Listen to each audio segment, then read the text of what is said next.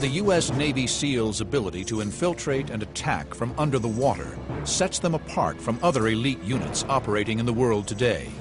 But is it possible that the ancient covert operatives used the same techniques thousands of years ago? There are legends of a covert weapon known as the M8C. It's really like a long needle, and in that respect it parallels the Italian stiletto. If you watch a lot of American gangster films, they use ice picks. It's exactly the same thing. The M8C is a mysterious weapon that is not listed in traditional ancient Chinese military manuals. According to legends, it was developed in the sacred mountains of Ma in central China during the Song dynasty, between the 10th and 13th centuries. These are the MAC. They work on a simple level. They can spin on a 360-degree axis. It allows me to move them. So here I gain a lot more force behind my punches and obviously for stabbing and slashing motions. Water was a major guerrilla combat terrain for Song soldiers and its enemies. All major ancient Chinese towns and cities were built around rivers, lakes, and paddy fields. Soldiers and assassins operating in these areas are alleged to have used the M8C as a weapon to take out sentries who patrolled the buildings and ships on the water's edge. As a stealth weapon, it's easily concealed. It's kind of like the modern commando knife that you see Navy SEALs and Royal Marines use nowadays. It doesn't have the same edge, but it is utilized very easily in exactly the same way. The question researchers are attempting to answer: how were the needles actually used by Chinese covert forces in sentry removal?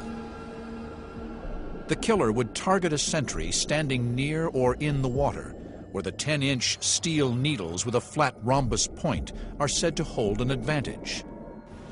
Its design allows the fighter to maneuver stealthily under the cover of the water, retaining his hand dexterity and movement, which a longer weapon would not allow.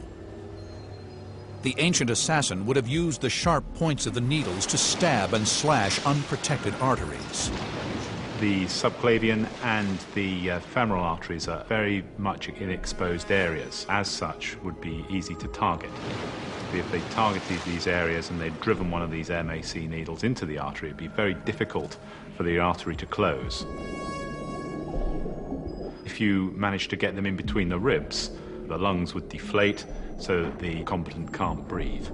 To complete their analysis of the M8C, the team will investigate the advantages it holds against a longer weapon in a water combat situation.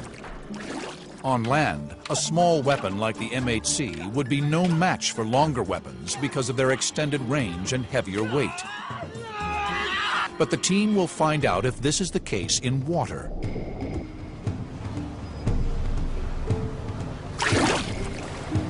As the team is discovering, a long weapon that requires two hands to create its power is virtually impossible to use effectively against an enemy in the water.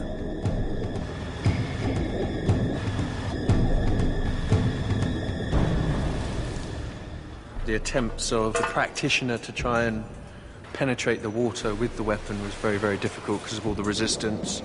This thing almost hydroplaned across the top of the water and lost all its power. The results are that the MAC is indeed a very effective underwater weapon. Very much the ultimate stealth weapon in that time.